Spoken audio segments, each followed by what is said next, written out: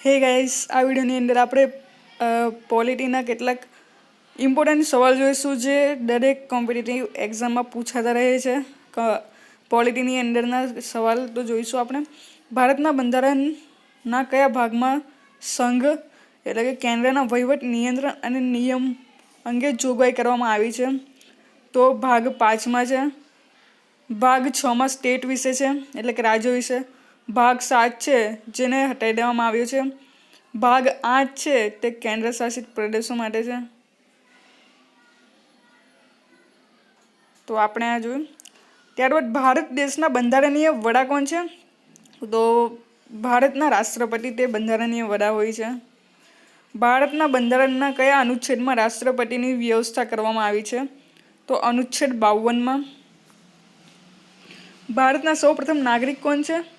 રાષ્ટ્રપતિ છે. યાદ રાખજો, આ રાષ્ટ્રપતિ એ ભારતનો પ્રથમ નાગરિક કહેવાય. ભારતના બંધારણમાં રાષ્ટ્રપતિની બંધારણીય સ્થિતિ કયા દેશ પાસેથી લેવામાં આવી છે? બ્રિટન પાસેથી. ભારતના બંધારણના કયા અનુચ્છેદમાં ભારતના રાષ્ટ્રપતિની ચૂંટણી અંગેની જોગવાઈ છે? તો 54માં. ભારતના બંધારણના કયા અનુચ્છેદમાં રાષ્ટ્રપતિના કાર્યકાળ અંગેની જોગવાઈ છે? 56. આટલું તમે અનુચ્છેદ એટલું યાદ રાખવાની જરૂર નથી. એક ઇમ્પોર્ટન્ટ વસ્તુ એ છે કે ભારતના બંધારણના કયા અનુચ્છેદમાં રાષ્ટ્રપતિ પર મહાભિયોગ પ્રક્રિયાનું વર્ણન છે? તો અનુચ્છેદ 61માં છે. આ ઇમ્પોર્ટન્ટ વસ્તુ છે, આ યાદ રાખવાનું છે. એટલે કે જ્યારે ઇમ્પીચમેન્ટ ઓફ પ્રેસિડેન્ટ એટલે કે જ્યારે પ્રેસિડેન્ટને તેમને હટાવવાની પ્રક્રિયા એ અનુચ્છેદ 61માં આપવામાં આવી છે. જ્યારે રાષ્ટ્રપતિને તેમના પદ પરથી હટાવવું હોય ત્યારે અનુચ્છેદ 61માં એ વિશેની જોગવાઈ આપેલી છે. તો આ વસ્તુ યાદ રાખવાની છે તમને. અને બીજી મોસ્ટ ઇમ્પોર્ટન્ટ કે ભારતના બંધારણનો કયો અનુચ્છેદ રાષ્ટ્રપતિને દેશમાં કોઈપણ કાયદા અન્વયે માફી આપવાની સત્તા આપે છે? તો અનુચ્છેદ 72. તો આ પણ એક વસ્તુ છે ઇમ્પોર્ટન્ટ જે યાદ રાખવાનું તમને. ત્યારબાદ બીજું છે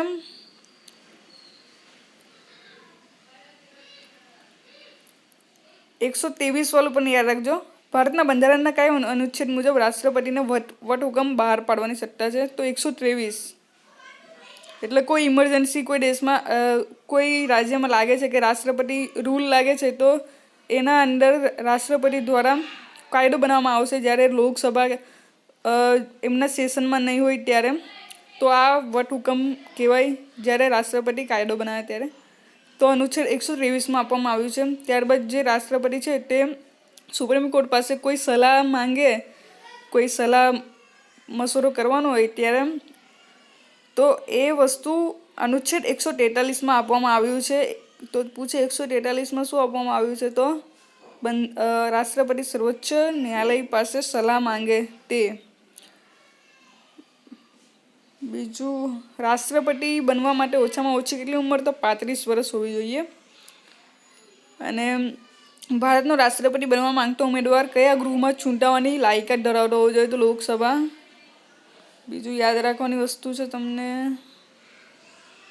રાષ્ટ્રપતિની ચૂંટણી કયા સિદ્ધાંતો મુજબ થાય છે? તો સમતુલ્યતાનો સિદ્ધાંત અને ક્રમિક મત પદ્ધતિ.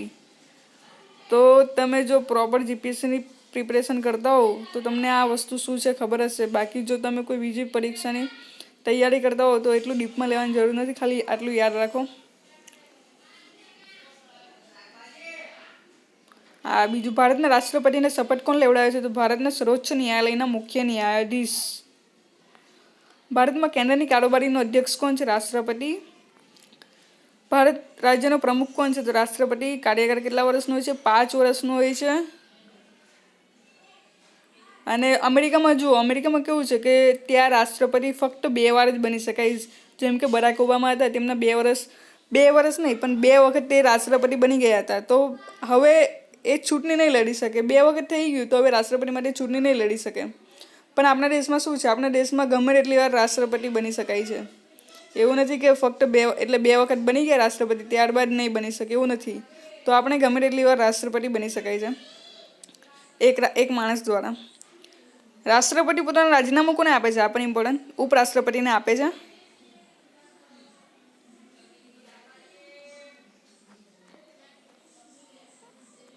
ચૂંટણી તો કોઈની પણ ચૂંટણી પંચ દ્વારા જ સંચાલન થાય છે.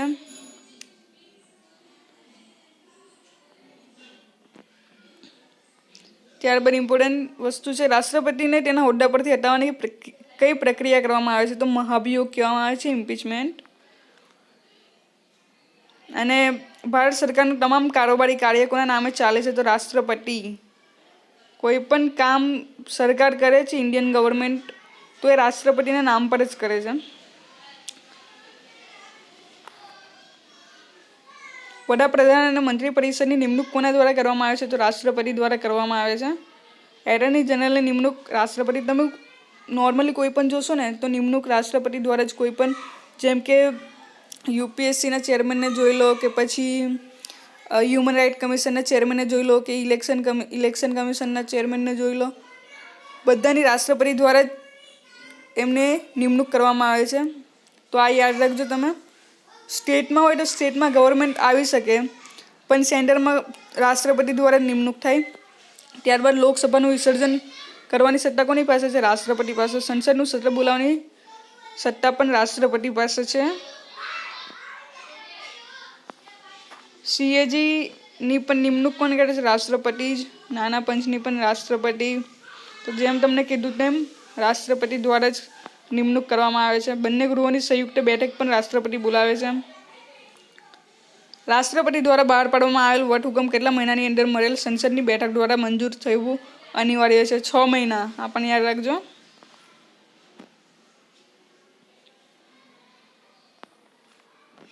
ભારતના બંધારણના કયા અનુચ્છેદમાં રાષ્ટ્રપતિની વીટો સત્તાનો ઉલ્લેખ કરવામાં આવ્યો છે? તો અનુચ્છેદ 111.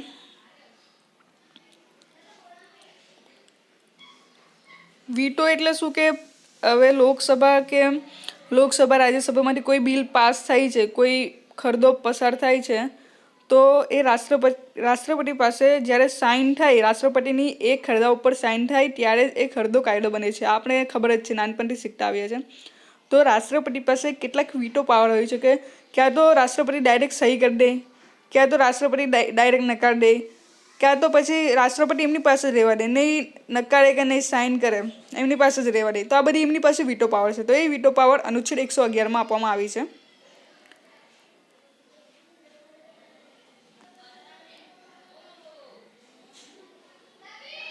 તો આટલું જેટલું હતું એકદમ કામનું એ મેં કર્યું. ત્યાર બીજી વસ્તુ આ તમે જોજો. અને આ શેહજાદ કાઝીની બુક છે, મેં જ્યાં સ્કેન કર્યું છે તે ઘણી સારી બુક છે. તો તમે પ્રિપેરેશન કરતા હો એક્ઝામની તો તમે આ લઈ શકો છો, કેમ કે વન લાઇનર ક્વિઝ આઈપી છે, આની અંદર ઘણી સારી છે. Thank you very much video જોવા બદલ.